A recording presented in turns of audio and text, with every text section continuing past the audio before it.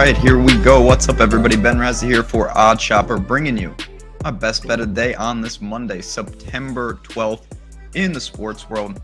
Of course, it's Monday Night Football. Of course, baseball continues. We've scanned the lines. We've broke down the potential values. We have found the play that we are going to be putting on the card tonight. If you're checking out this channel for the first time, welcome to Odd Shopper. I don't always sound like this. I lost my voice, but I am getting better. No days off around here. We're breaking down all things betting. Baseball, football, basketball, anything that you want, we have. If you want to support us, hit that like button and join the channel. We have so many good videos. We would love for you to check them out, see what we're all about, and I have a feeling you're going to want to stick around. In addition to that, BetMGM powers this video. You can get in there and get that risk-free bet of up to $1,000 with the promo code BENSBET. Use the link in the description below. Great opportunity to do just that.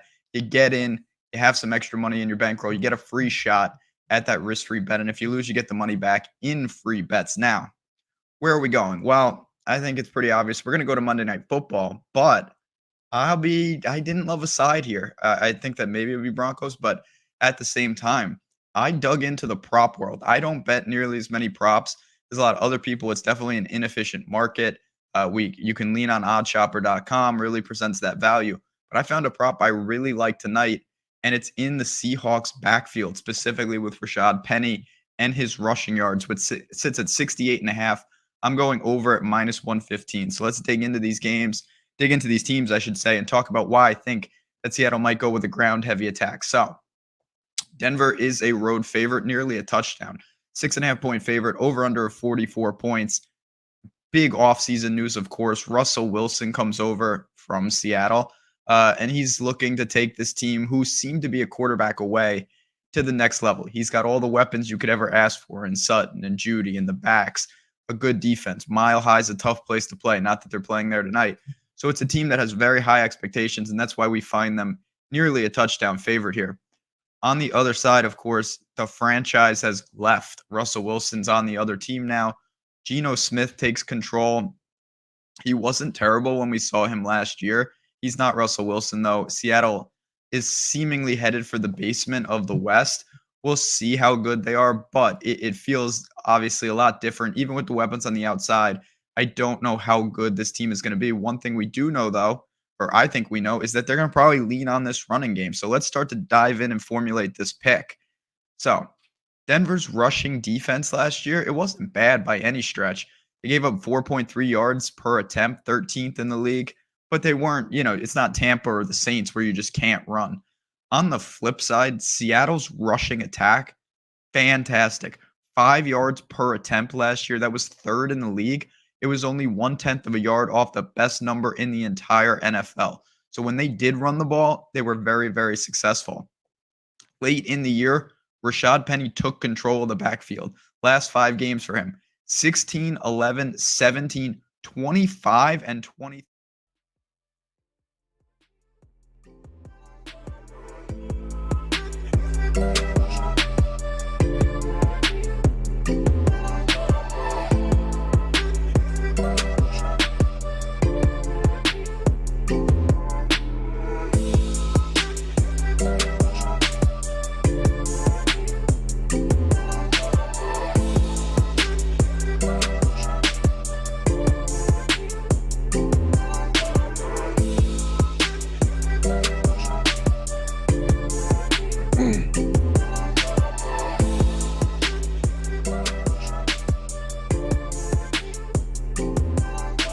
Were you in the studio yesterday? Yeah, I flew back last night. I'm in Atlanta now, so that whole trip sucks. It's just long ass day. Probably sucks for like Monday Night Football games too. Mm-hmm. Coming home on Yep. Yeah. Yep.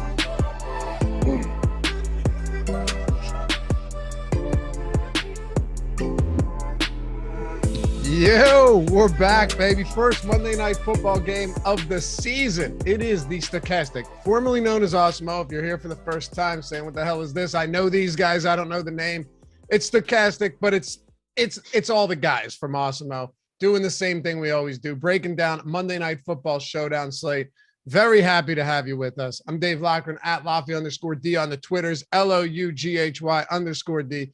Joined as always by Matthew Gajewski at Matt_Gajewski. What's good, brother? Here we are back at it again. Yeah, man, it was an exciting first week of the NFL. We get a little nightcap here. I'm really excited for it. Tons of upsets. Some great games were a little ugly. Some were great, but overall it was a great day, and I'm excited for tonight's game.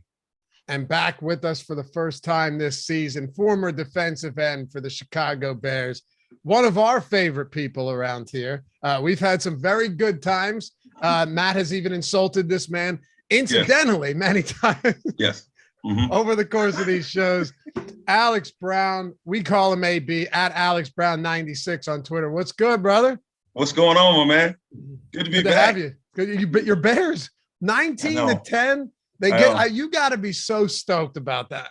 I am, but I'm getting put like in my place by the fans because they're like, "You didn't even pick us to win." I'm like, guys, like y'all pick us to win all the time. Like, okay, You're gonna be right sometimes, but like going into that game, I didn't think we were gonna pull that one off.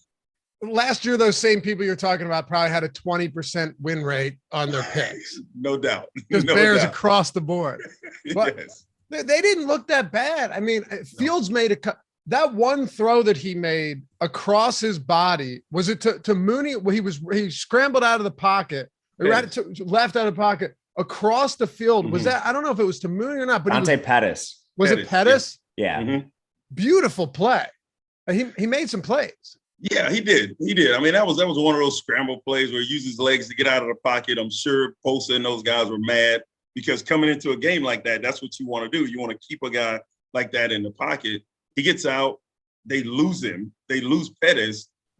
And once he catches the ball, I mean, he said after the game that you don't try to overdo that. He's wide open. Just get him the ball. And he got him the ball, and Pettis kind of did the rest. So, and that's what sparked the whole 19-point run because we hadn't done anything up to that point. I know. And sloppy conditions there as well. Yep. We're going to talk about everything for today's game. You got Broncos. You got the Seahawks. We're going to build a lineup as we always do. Before we do, though, Matt, let me ask you, and then you, AB, from week one thus far, we only got one game left before we put a bow on it. What were your highlight moments? It could have been a certain play, a certain game, a certain team. What were some of the highlight moments that coming out of Sunday stand out to you? Well, the Bears one for sure. I'm a Bears fan myself, so that was awesome to see. But most of the day I was spent watching the Cincinnati-Pittsburgh game. I honestly can't believe they didn't lose by more after 5 turnovers. Unreal. From Joe Burrow. But outside of the turnovers, Cincinnati moved the ball really well, kind of what we expected there.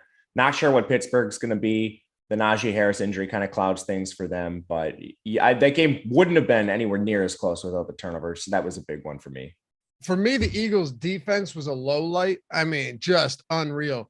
But seeing Jalen Hurts drop dimes downfield to A.J. Brown, finally having like a behemoth alpha receiver, felt good. And my boy Miles Sanders finally gets into the end zone, baby. So we're back in business. And Houston with the tie. I mean, I'm pulling for the underdogs here, the Lovie Smith coach Texas. What about you, AB? Outside of the Bears, of course. I love it. I love watching the team play hard and get a tie, I guess, for Houston with Lovie Smith. But what I really enjoyed, I'm gonna go on that receiver route that you just talked about. I love seeing Aaron Rodgers struggle without Devontae Adams. I really did. Like, dude, that Christian Watson drop. Yeah, oh man, he was so pissed. Wide open touchdown. That you can't. These guys don't grow on trees, and that's how they act. Like, we'll just find the next one. No, you're not just gonna find the next one. And they lost that game because of it. Like, you need receivers that catch the ball. And Aaron Rodgers is gonna put the ball on the spot, and they were dropping it all over the place. Did you fly out right after your post-game show? Yeah. I fly back to Atlanta after the show. So you didn't see any of the Sunday Night Football game then, right? Oh, no. I saw it because there were a bunch of Green Bay fans at the airport. So they got it up on their computer. It's up in the airport. Oh man, it was not good. They got their Green Bay stuff on and they're mad. So Matt, one more thing that got me very excited. Julio Jones. Tom Brady gave that man some of his magic potion. Let's put it that way, because he looked good again. I mean, he made some sprawl out type plays. And it seemed like late in the fourth quarter that it seemed like Todd Bowles kind of just was like, all right, we already lost Godwin. We're up 19-3. Dak Prescott is not performing well. He's out 6 to 8 weeks, but Julio Jones looked like Julio Jones again. Yeah, I only saw the long catch he had downfield. It was like a 69-yard reception. That was awesome. Didn't like that he came up limping after that. You hate to see Julio Jones, who has a long injury history limping anytime, but he continued to stay in the game. That's positive. He's just playing with a much better quarterback situation than he ever saw last year when he was on the field. So I think that's positive too for Julio Jones. I think he's the wide receiver 3 for that team when they have everybody healthy. Yeah, he is. He was getting way more looks than Gage early on. I mean, him and Mike Evans were neck and neck in targets through the first half. So be interesting to see that. Like, that just sounds wrong, Matt, doesn't it? Like, Julio Jones is wide receiver 3. Just sounds bad, It's just like he's Julio Jones. But you know what? Antonio Brown was the wide receiver 3 on that team last year, but Brady throws. They ran a lot yesterday, but Brady throws enough. AB, I think all of them will get involved if they're healthy. For sure. All right, let's make this happen. Hit that thumbs up if you haven't done so yet. Appreciate you guys hanging out early in the morning on a Monday, and subscribe to the channel too. If you want as well, you can join. Hit that join down below the subscribe button. I think that's where it is. I'm already joined, or subscribe, whatever it is. Get the free super chats each month, the custom emojis. You got the survival pool, the sweet. Just check it out. All right, all of that good stuff, and hopefully we'll see you up there in chat. You can see it now. You got a bunch of members in chat with the badges and all that great stuff. All right. So AB, it's your first show of the year with us. We'll go with you first. Started off with the Broncos. Russell Wilson, first game in a Broncos uniform. He's traveling back to Seattle, going up against the 12th man and the Seattle Seahawks team that's a shell of its former self. How do you want to approach him tonight in a pretty good matchup? I think everything just like Russell Wilson is, everything goes through Russell, right? Can he get you some yards running? Sure.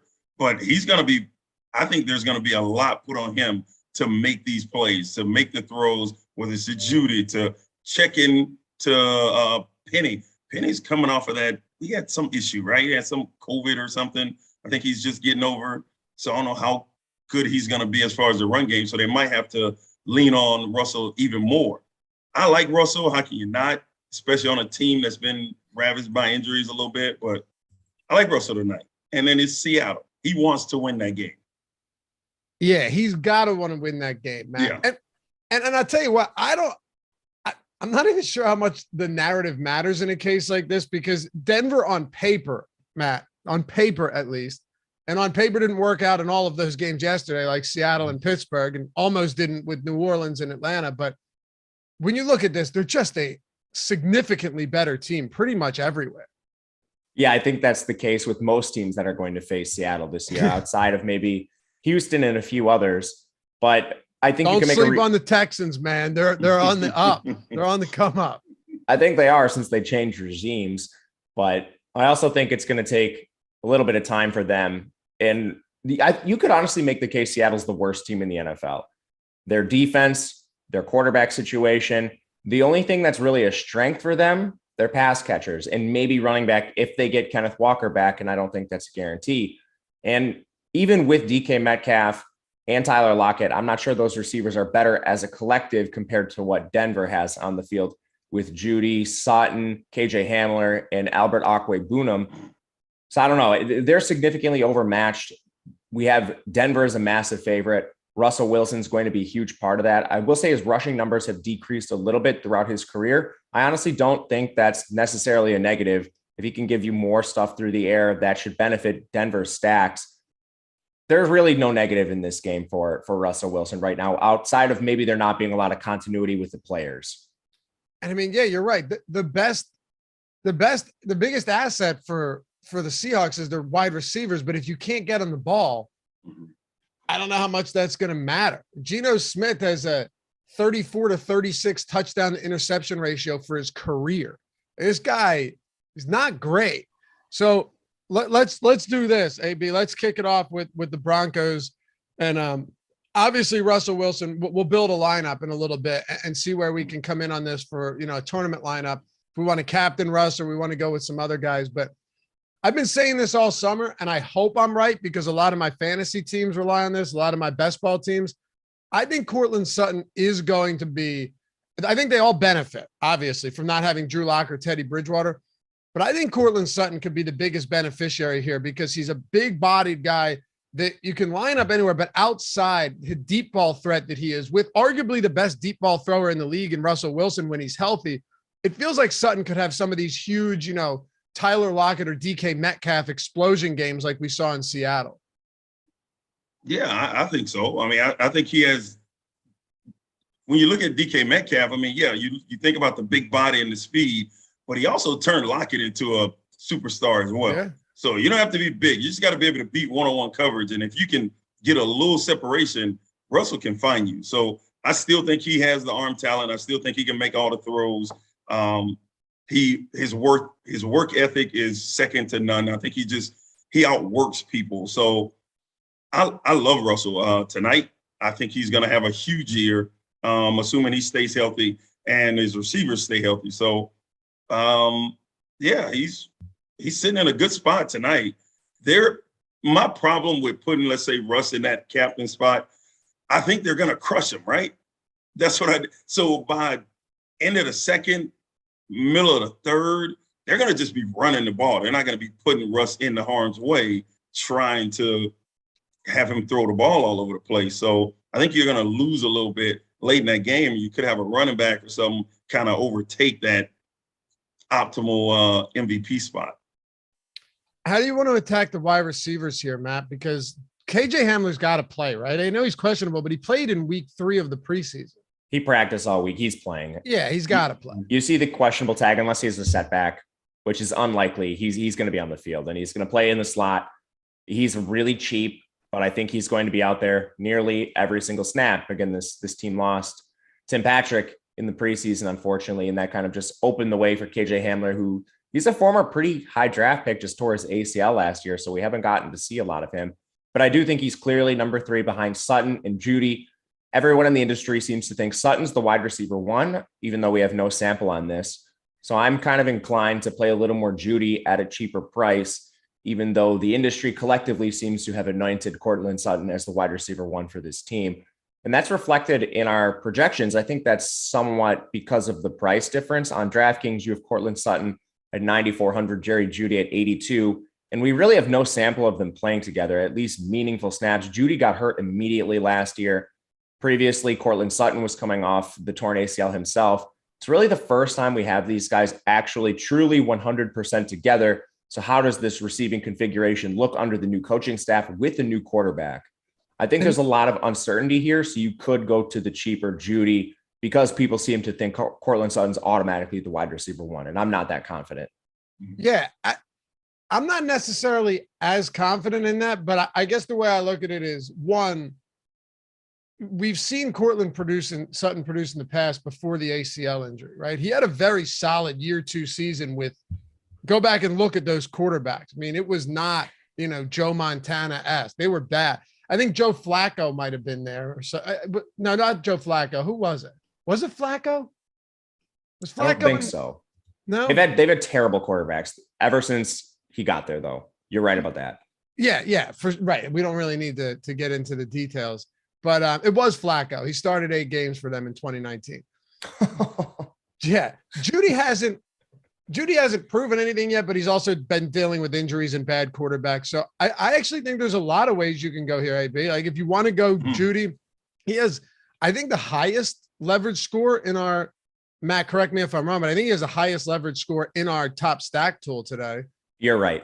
Yeah. And then you have Sutton, and then you have KJ Hamler now that Tim Patrick's done for the year.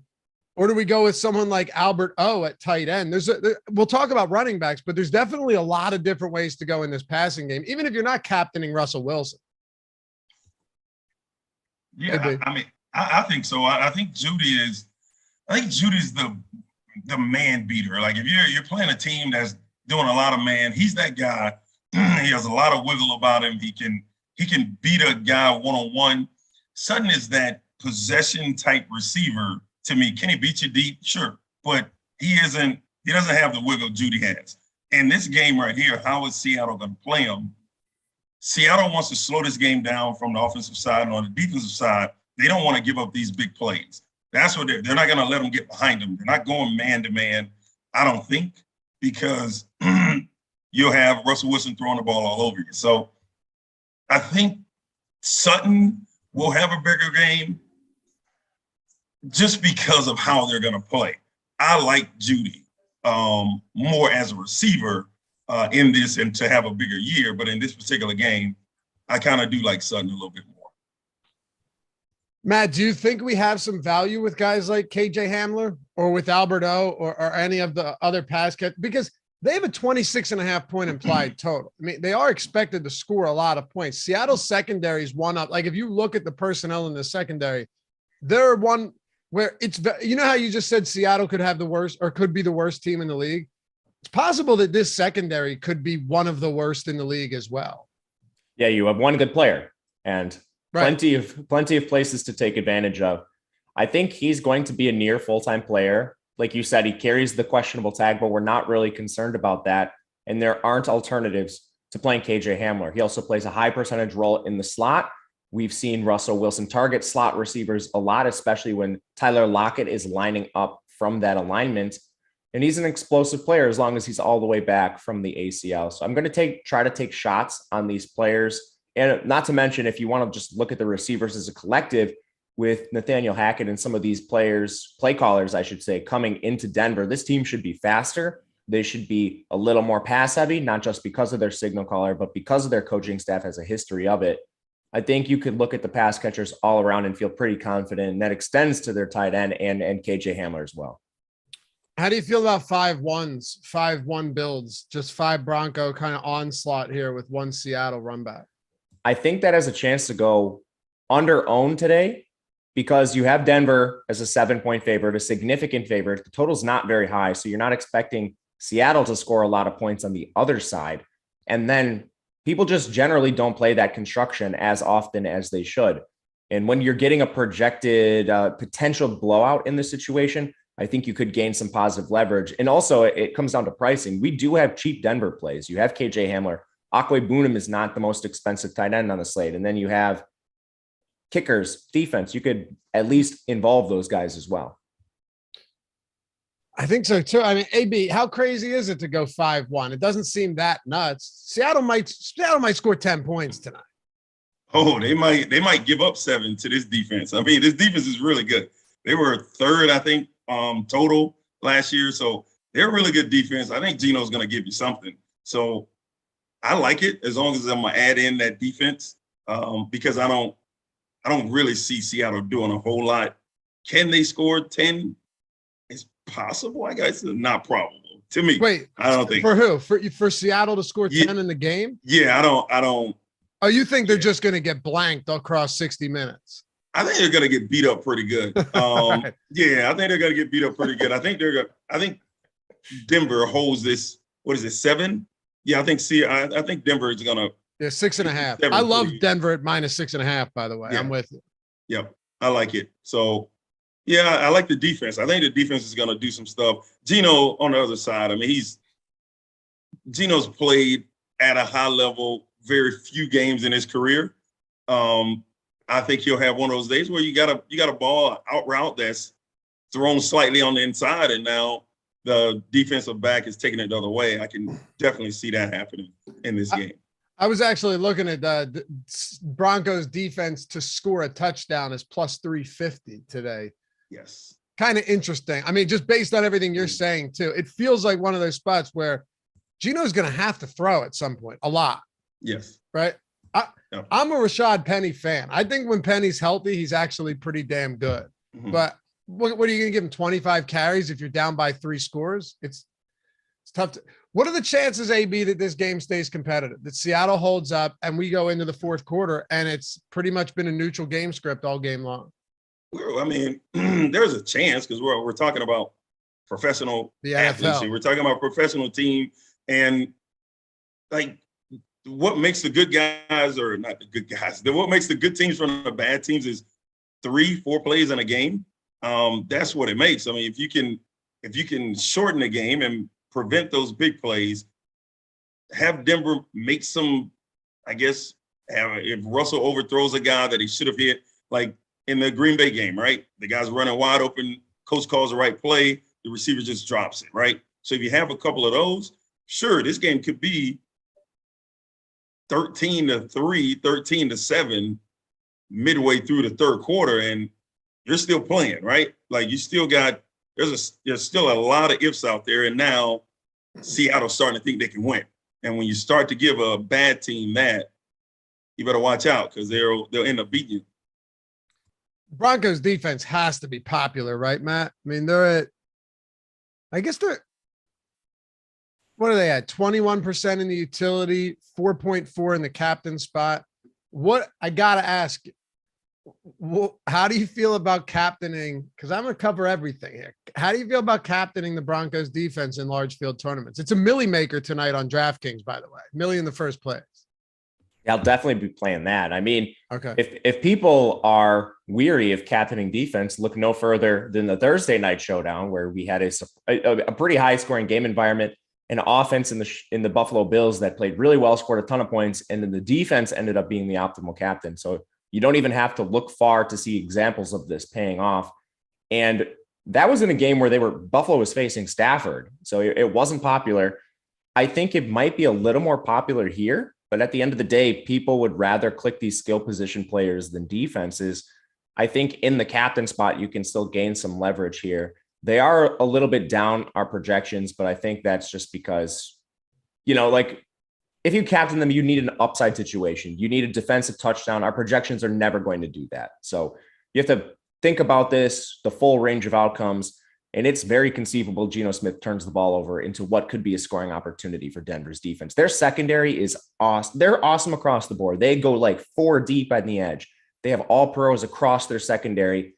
The only position that I really have questions about is linebacker, and that's maybe the least impactful when you look at this defense as a whole. They have so many strong players. They really do, man. You have Chubb, you have Patrick Surtain back there, or Chubb at linebacker. Patrick Surtain is going to be, it already is really good. I mean, and he's probably only going to get better. They're good. They're real good. So it's going to be a tough day, a real tough day. Now, AB, you think that Seattle, assuming they get up early, and we kind of have to play it as this is how I think the game's going to go, because that's how you build a lineup. You're kind of telling yourself a story here. You think that they could take their foot off the gas. If that's the case, how do you go about approaching guys like Javonte Williams and Melvin Gordon in that backfield, which was a clean split last year? Mm-hmm. If you think it's a blowout, I mean, and they're going to start running the ball, which I think that's where their game's going to go. It's going to be hard. I mean, who do you think, like, who doesn't fumble? Who's going to take care of the football like that guy? That's going to be the guy that gets the carries in the middle of the third, late fourth. That's going to be the guy that try to run kind of take the air out of the game, if you will. So, but there's 2 of them. Like, who do you go with? Like, you're going to be hoping for a touchdown on one of them. So, how do you choose it? Which one helps out in the passing game more? Maybe early on, they might get a touchdown early on, and then if they can get those late carries, then you got something, right? So I do believe that'll be the game script. The defense plays really well. Denver's defense plays really well.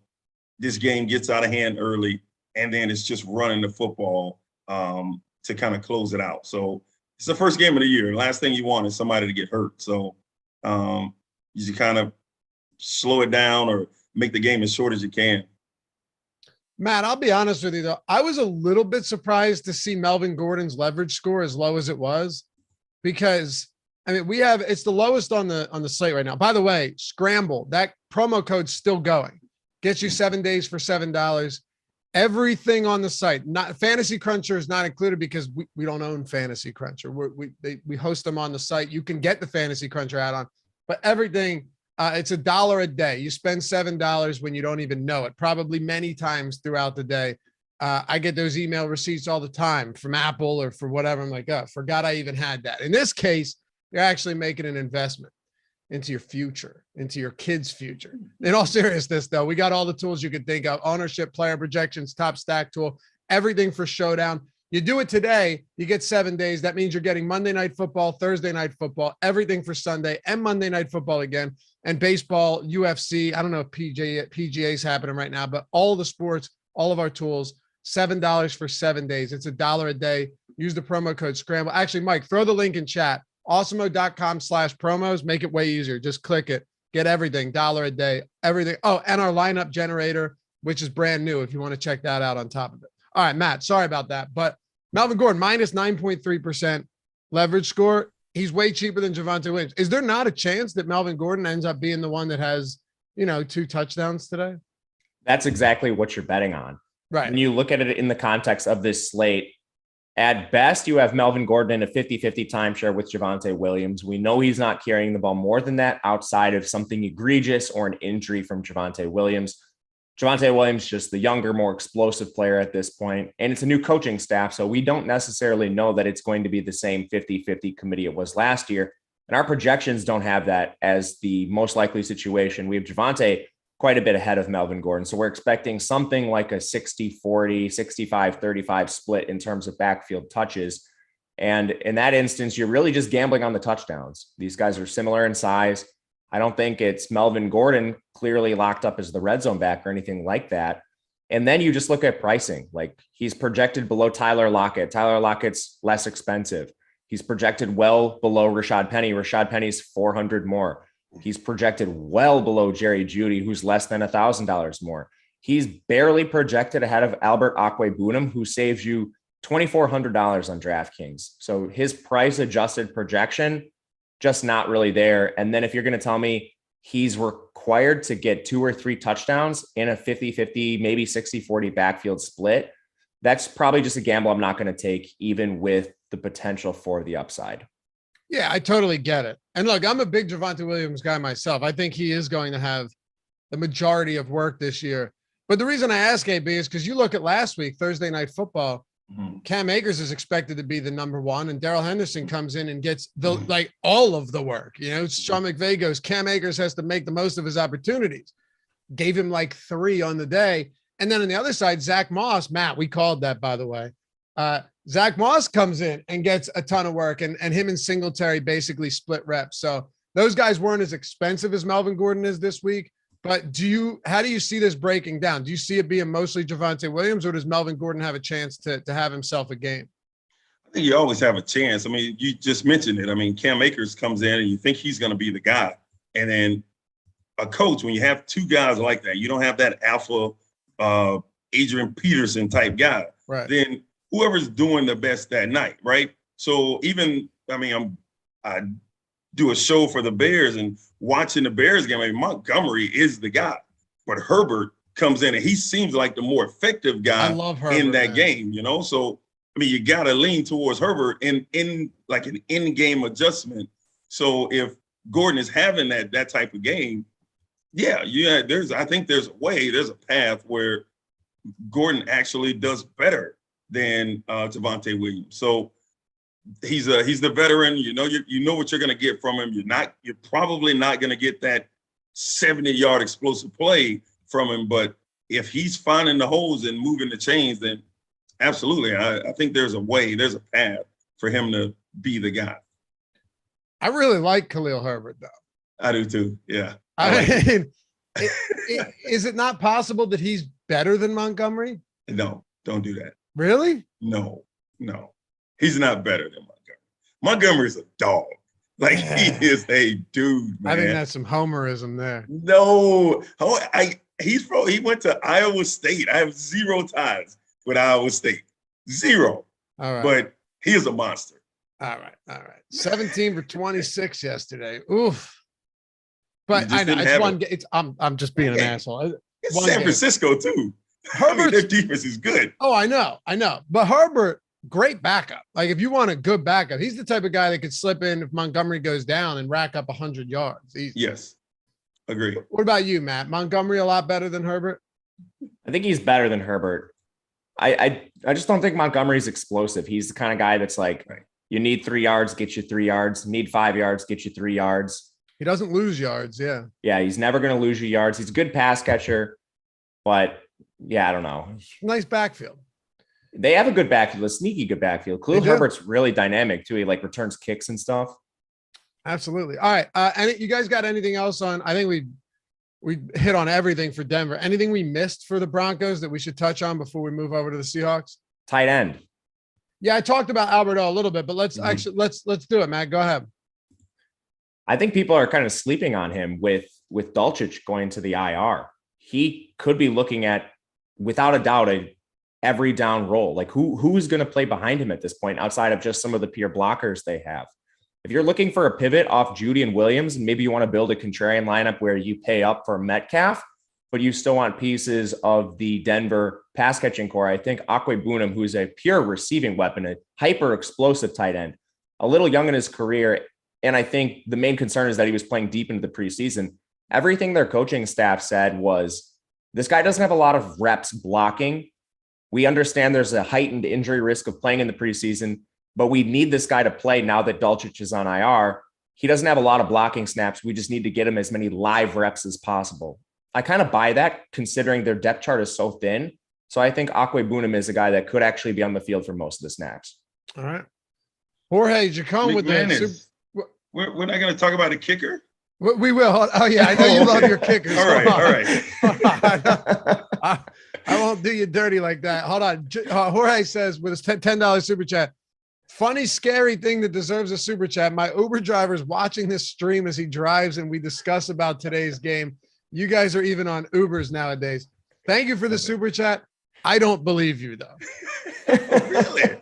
I don't. So basically, your Uber driver's watching. You just super chatted. I just read that, and now your super driver is going to hear you saying that you're scared. Your Uber driver is going to be hearing that you're scared to be in the back seat of his car. Come on. It's a good one, though, Jorge. I appreciate it. All right. Kickers, AB. Yes, come on. We think this game is going to be, especially from the Denver side, right? If you think it's going to be up and down the field for Denver, they're going to be in a position to score a lot of points. If they don't convert that third down and you get you two, yeah, I mean, you can get one 45-yard field goal. I mean, now that I guess the ownership going to some of these other players, they're going to have to get 3-4 catches for 50 yards to kind of come close to that kicker that has one player. If he gets 2 field goals for 40-plus yards, now you're sitting in a position where, I mean, not a lot of people will beat, I don't think. I think McManus is a play for sure. Not necessarily Myers or Seattle's kicker. I do like McManus, though, because the offense will be moving up and down the field. So I think you should take some shots, or I'm going to take some shots on him there. I fell asleep last night in the late third quarter, but Ryan Suckup had to be – was he in the optimal? I mean, he hit 4 – I didn't check Fantasy Crunch either. He hit 4 – he missed 1. He would have had 5 field goals in that game with a couple from 40-plus. So I don't know. That we all thought was going to be like super up and down the field, a lot of scoring, right? But didn't work out that way. No, honestly, it would have. It's not like you didn't see the Bucks getting into the red zone. Micah Parsons is just a beast. Yes. I mean, I think he sacked Brady inside his own 15 twice and forced him to a field goal. He's insane, man. Mm-hmm. I wish the Eagles took him over. I like Devontae Smith, but if the Eagles took Micah Parsons, I think it would have been the move, personally. Maybe not. I don't know. Anyway, let's talk about the Seattle Seahawks. Maybe not as much to talk about, but on a showdown, we got to cover everything. Before we do, though, shout out to our sponsor, Prize Picks. If you guys haven't checked them out yet, they're giving you up to $100 first match deposit bonus. Right there alone should be enough to want to check them out. And you can use Odds Shopper. You can use our Prize Picks prop tool, our free player prop tool, all of that to create the best lineups possible. By lineups, you're just taking props, 2 through 5. You're building lineups with that. There's no juice on either side. You're just taking the overs or the unders.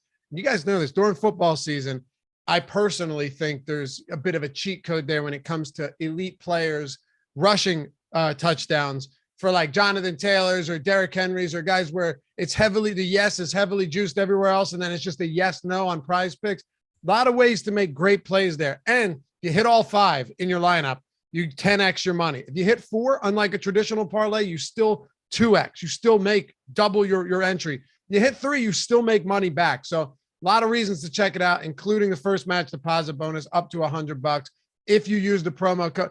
Did we change it? Is it Awesemo or is it Stokastic, Mike, or is there a link? What are we doing here? Just a link? Just a link? All right. Description or the link in chat.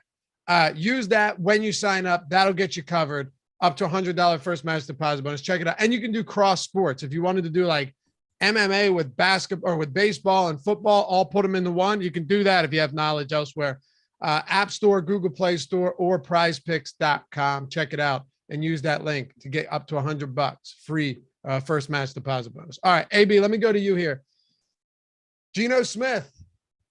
People say play quarterbacks in showdown slates, but it's Geno Smith. It is Geno Smith. I mean, but I did say earlier in the show that Geno has had some high games. He's had some games where he was playing lights out. And could this be a game? I mean, he from his standpoint, obviously Russell wants to come in and play well because it's Seattle. But from his standpoint, he wants to come in and play well because people aren't going to forget about Russell, but he wants to let them know, hey, I got this, right? He has the weapons on the outside. If Denver believes like we're not going to play zone, we're not keeping guys in front of us, don't give up those big plays.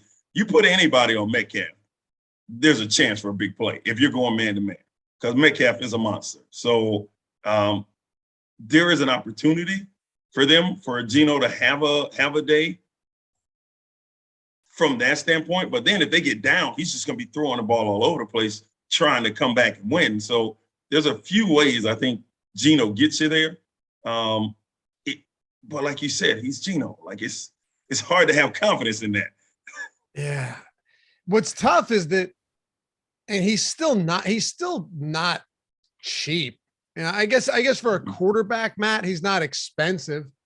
I get that. But okay, let me throw this at you and get your opinion here, Matt.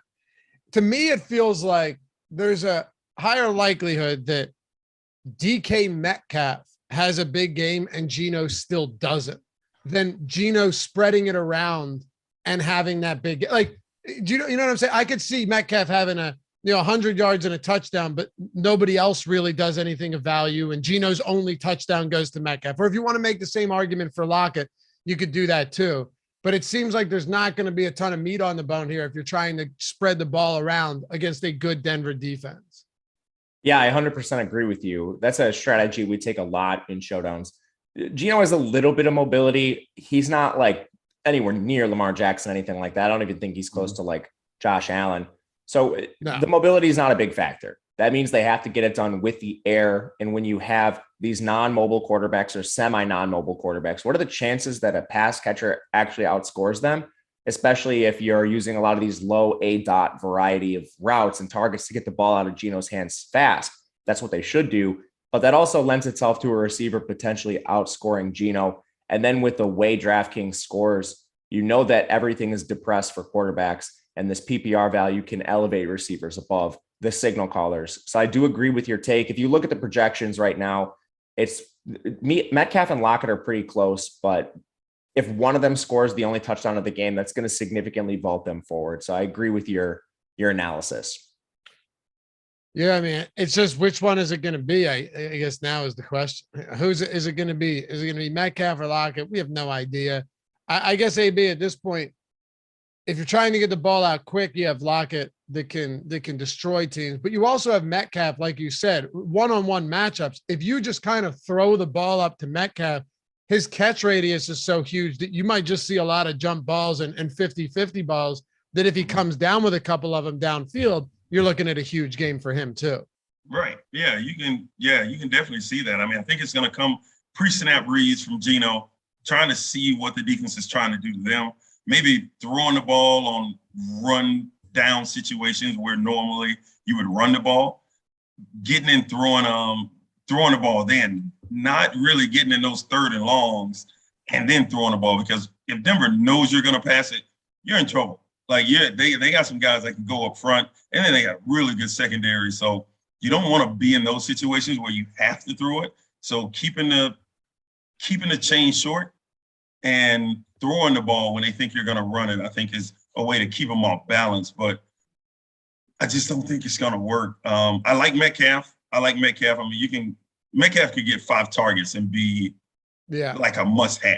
He's one of those type of guys. So, but everybody else, I don't see it. I don't know. Eric Traub, $20 super chat. Thanks, man. Laffy, man of the people. Yes, sir. I got second in the slant yesterday. That's awesome. That's huge. You gentlemen are the best in the business. Greatly appreciate all your help. Thanks, man. Thanks for super chat. Congrats. That's awesome. All right, Matt, what about guys like D. Eskridge then? I mean, are we going into the depths of hell here? Because they have to, certain guys are going to be on the field, and given the price of a lot of these Broncos players that we're going to want to get into our lineups, we're going to have to try and go cheap somewhere. For sure. There's no clarity on this wide receiver 3 is the issue. So you bet on D. Eskridge. He's probably the favorite, but I'm not sure that he's ahead of Marquise Goodwin. I'm not sure he's ahead of Derek Young, who is a guy that performed really well for them in the preseason, so well that they decided to keep him on the active roster. D. Eskridge has done nothing in his career, partially because of injuries. But even when healthy, this guy has struggled to see the field. So I don't have any confidence in him as the wide receiver 3.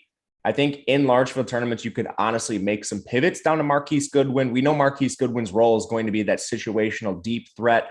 Can Geno get on the ball? That I'm not sure about. But Derek Young is a player who's been highly productive, albeit at a low level of competition in college. Could he just play ahead of D. Eskridge? Maybe. I don't know that. And then I think if you really want to make a bet on somebody cheap, Will Dissly is someone you could look at. I know we're not talking. I knew you were going to Will Dissly. Go ahead. Dude, Noah Fant was playing in the 4th quarter of the preseason. Now, I know, that's crazy. And this is not an Albert Akwe-Bunum situation. This is a guy he played at Iowa, tight end U, and then he's played multiple seasons in the NFL, relatively healthy. But what I'm trying to say is he has a lot of reps under his belt. This isn't an Akwe-Bunum situation where we need to get this guy extra reps in the preseason because he's never blocked before. Yeah. Fant is a veteran. There's no reason he should be playing in the 4th quarter outside of him just getting flat out outplayed by someone like Dissly. So Dissly's near the minimum. And what I'm trying to say is you can use Dissly not as a guy you think is going to blow up, but he is the avenue to getting you maybe Russell Wilson, Javonte Williams, and Cortland Sutton in a lineup, something like that. Whatever you think the configuration of optimal studs is, Dissly allows that. Yeah, no, look, I completely understand. I just know you like your second string tight ends and Showdown slates. Especially when they're actually the first string and people don't know it. And he's been in this system for a while too, right? I mean, he's been there. Dissly's been there for a few years, hasn't he? Yeah, he's a veteran. I believe 3 years ago, he actually tore his patellar tendon, and he's been there longer than you think, but injuries have hurt him as well. Yeah, it feels like he's been in Seattle for a while. Yeah, since 2018. How do you feel about some of these peripheral guys, like the non-Lockett and Metcalfs, AB? I think it helps you get a little different, honestly. But when I started to think about those guys, they're going to have one big play. So if you want to go way down to, like Matt was saying, if you want to go way down maybe to Young, just got to make sure he's actually dressing. I mean, he made the 53, but that doesn't mean he's going to dress. So you got to make sure the guy's actually going to dress. And if he's going to be on the field, Young is $200, like it will open up a lot for you. And he just needs that one catch or that 2 targets that he could see. But Dissly, I think, is great. He's going to be on the field. He's going to get targets. We talked about it earlier, not having Geno hold on to the ball, having a tight end, that guy could really help out and get 5-6 targets during the game. And I mean, for $800, I mean, that's pretty good. So, but everybody else, I mean, I really think McManus, I mean, just throw in McManus there and you're good. Like, don't overthink it. Just put McManus in there. He's going to outscore those guys. Like, the kicker for the team that's going to be moving the ball all over the place is going to be the one to outscore those guys. But you can take a chance on them for sure. I think, Matt, the running back situation is pretty intriguing for a couple of reasons. First of all, you could disagree. Feel free to let me know if you see this differently. I have a very difficult time believing that Ken Walker plays tonight. He hasn't practiced. Yeah, the beat reporters are saying unlikely. Okay, so we'll call him doubtful for now, but he's still Pete Carroll is so opaque when it comes. He just won't. He's zero transparency with Pete Carroll with any of this stuff. Remember, first it was a little hernia thing. We'll have him back soon, and then he goes, "Well, he underwent surgery, but it wasn't a hernia." And then it was a hernia, and he doesn't have a timetable to return. So I really have no idea ever what to think from this guy. But I can say this much: the last 5 weeks of the season last year, Rashad Penny was undeniably the best fantasy running back in the league. He had 130 plus rushing yards in 4 of 5 games. He dominated. I think he had 7 touchdowns over that stretch. He was excellent. Assuming Walker's out, I think even if he plays, he hasn't, even if he's active, I think the large majority of work's going to Penny. But the biggest question is, in this matchup, what do we do with Rashad Penny? Because in a better matchup, we would have a ton of Rashad Penny in this offense or in our lineups. But what about now? Because he's not that expensive. Mm-hmm. No, I actually like Rashad Penny a lot, and there's a couple of reasons. One, if Kenneth Walker's active, even before the injury, beat reporters out of Seattle were saying things like Rashad Penny is still going to lead this backfield. Yeah. Rashad Penny is going to handle 70% of the work. And I kind of believe it because they've done that in the past. They did that with Rashad Penny himself when they had Chris Carson. Now, I liked Chris Carson. I'm not going to criticize their decision. All I'm saying is we've seen it happen in the past. Now, if Kenneth Walker's out, there's nobody behind Rashad Penny. Maybe Travis Homer siphons off some third down work. And then you have a coaching staff with Pete Carroll leading the charge, who is committed to the run, even when they're losing games. That should give you confidence in Penny. We saw this last year. Seattle wasn't any good last year either. You have to remember they did have Russell Wilson, but this team underachieved, and Rashad Penny was still getting work when they were down in games. He's going to carry the ball. I'd be surprised if he finished below 15 carries. And at his price point, that's going to be awesome for you, even if it's inefficient. Yeah, he has a rush attempts prop of 15.5 right now. It was 16.5 yesterday. And what I want to know, AB, and break this down for us too, is, first of all, what are you doing with Penny? Second of all, do you think he will have some involvement in the passing game? Because that would just elevate his ceiling a whole lot more, assuming Ken Walker's out, and I don't think he's going to play. If Ken Walker's out, then like Matt said, there's nobody really to put in there. Homer, we've seen splashes of him, and it could be one of those guys that you want to take a dart throw at, sure. But Penny is the guy that they feel comfortable with. If this game stays competitive, he'll be in there. If it turns into track meet, he'll be in there. Penny, that is. So there's a lot of ways where Penny is the guy. If he does get the carries and he is able to be efficient with those, then he may become, he might actually creep up into that must-have type of scenario. If he scores a touchdown, get 3 or 4 catches out of the backfield. Outside of Disley, this is another way to keep the ball out of, or to get the ball out of your quarterback's hands pretty quickly. So, yeah, I like Penny. I like Penny in a lot of different scenarios, however this game kind of plays out. But going against his defense, man, it's going to be tough. They're really good. But if the volume play, if he's going to get all the volume, then it's not really going to matter, honestly. He's going to be a pretty good play. Let me ask you something, maybe as a former player yourself. I was going nuts, sorry. You're good. My dog's laying right here, and sometimes, yeah, it happens. But as a former player, when you're looking at a game like this, and you know that Rashad Penny is arguably your best weapon or chance to win, not to say that Metcalf and Lockett aren't great, but Geno still has to get them the ball. Right. But then you say our offensive line is not good at all. Are there any ways to try and mitigate something like that in a game like this to get Penny, more production and kind of mitigate a bad offensive line? Man, it's just staying consistent with it. I think we don't have to go that far. I just covered a game where we did absolutely nothing through the 2.5 quarters. And then in that third quarter, things just kind of open up because you got one big play. And now you start to see a little rhythm. You start to see the offense start to move the ball down the field. So I think just staying consistent, even though maybe you get 2 yards, maybe you get a yard, then you got to go play action. But you got to keep that defense honest. And when they're not honest, you're going to break off a 7-8 yard run. And then keeping them honest is the main thing. If you just go away from it, then you're in trouble because a really good defense now know that you're only doing one thing, whether that's running or passing, you're in trouble. You just have no shot. For sure. And Matt, it's amazing too that Penny last year was third in the league in runs of 20 plus yards. And he had way fewer attempts than anyone else that was even close. He averaged a 20 plus yard run every 10 carries. Yeah, man, he's explosive, and we've seen it. We've seen it in glimpses. It's just the health has been such an issue for Penny. Not an issue in this game outside of an in-game injury. So I do like him. He's efficient. And again, the volume's going to be there, which is the biggest thing for me with running backs.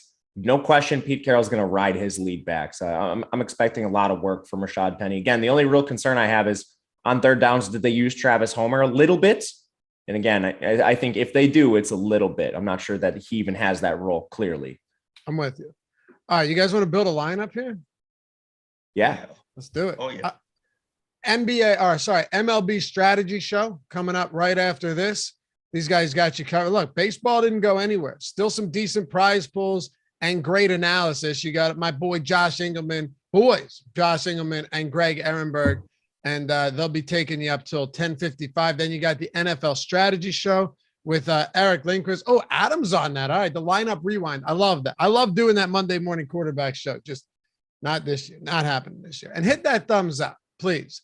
We're 5 away from 100. We got over 400 people hanging out with us on a Monday morning. Appreciate you guys. And last thing, before we build this lineup, if you guys like the sports betting stuff, if you like Matt's analysis, listening to this, and you want to win money doing other stuff, multiple revenue streams like sports betting, well, hit up your boy Matt over on the Odd Shopper channel. Killer college football content. I'm going hard with NFL betting content. You've got Ben Rasa, you've got Eric, you've got Greg, you got 8-Time. We got a crew over there pumping out as much content as possible. And because it's YouTube, it's all free. Check out the Odd Shopper channel and our fantasy football channel for all of your waiver wire moves, trades, you name it. All right, let's do it. AB, you're our honorary guest this week. Let's go with you first. You kind of are, man, because you weren't here. So Matt and I have done like 5 shows together already because we did preseason. Okay. We did preseason. So yeah, you won't be a guest next week. Then you'll just be part of the squad again. Yeah. All right. Oh man. Captain. I really want to go Russell. I really do. But if there's another guy, and Matt just kind of talked me into this one. I'm doing the captain, right? Yeah. Penny. All right. Yes. All right. Put him in there. Let's try it. Let's try it. Oh man, if he catches some passes too, that would be. There's a way for him to do it. There's a lot of, if anybody on Seattle, he's going to have to be a part of it if they're in this game. So right. Let's do it. And basically last year, if you captained Penny in any of the last quarter of the season, you're winning tournaments. Like that's how good this guy was when he was healthy. But obviously tough matchup, touchdown dogs, but let's do it. Yeah, let's try it. What do you got, Matt? And yeah, just for people, if you're watching this after the fact, before saying like, why would you captain Rashad Penny? We're playing tournaments to win them. I'm not trying to min cash this thing. So you're playing against the game script with a lead back. I'm completely fine with this, but we still have it. Sorry, Matt, I don't mean to interrupt you, but we still have him with a higher top stack score than captain ownership with a 6.2 leverage score. So it all makes sense on paper too. He's projected to be a top 5 scorer regardless. So right. And then if you want to play the game script game, all right, if Seattle gets the opening kickoff and scores, now he's playing from a head or a neutral. That's great for him. And in that situation, I think you can look to Denver with the pass catchers, with the quarterback. So I'll put Russell Wilson in the flex. I think you're getting some good leverage here just by playing him in the flex instead of the captain. He's going to be very popular in the captain. For sure. All right. So at some point we'll have to go cheaper, but I'm not doing that quite yet. I'm going to go with my boy Cortland Sutton. I think it's a good matchup. I think you get a huge game out of him and Russ and some big splash plays downfield. All right, AB, we got 5,700 remaining per player, and 3 spots to go in the flex on DraftKings. Okay. I mean, we got to get somebody for Russ to throw the ball to, right? I think. I threw Sutton in there, so we do have him. But yeah, we probably want someone else.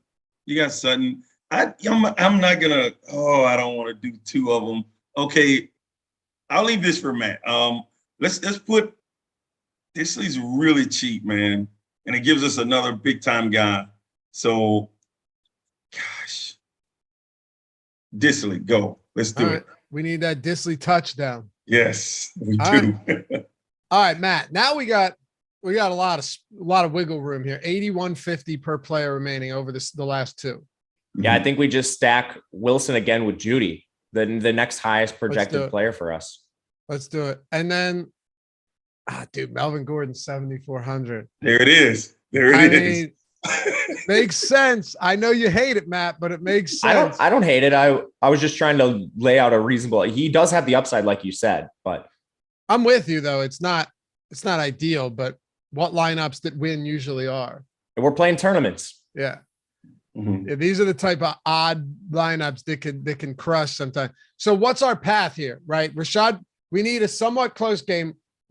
Seattle's got to score a little early, hopefully with Rashad Penny to keep Denver honest. And then you got Russ, Sutton, Judy. It's also possible that the Broncos score like 30 points and Melvin scores on the ground, but Russell Wilson also produces through the air, AB. Mm-hmm. Yeah, no, true. I really don't know if there has to be a game script for Penny. I mean, I think any game script, whether it's a close game, whether it's a blowout, or in Denver just kind of runs away with it. Now Seattle's trying to come back, and he does get those 6-7 catches out of the backfield. I think he gets there for you. I really like him. I like Penny. And then on that game script, if they run away with it, then that's going to come through Russell Wilson. I mean, it's just Melvin Gordon. Can he break one off? Does he have a little juice left? We need it. We need yes, it. we My need guy. it. Appreciate you guys hanging out with us. As always, MLB Strategy Show coming up next. One more time, hit that thumbs up. Subscribe to the channel. Atone for your sins if you've yet to do so yet. Follow AB at Alex Brown 96 on Twitter. Matt at Matt_Gajewski, me at Laffy_D. Shout out to Mike for producing this one. We'll catch you back here later. NFL Strategy Show in just an hour as well. Peace.